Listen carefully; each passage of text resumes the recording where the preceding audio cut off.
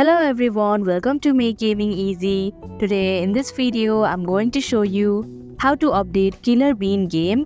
So without any further ado, let's get started. First of all, open Play Store application. Now in the search bar, type in Killer Bean.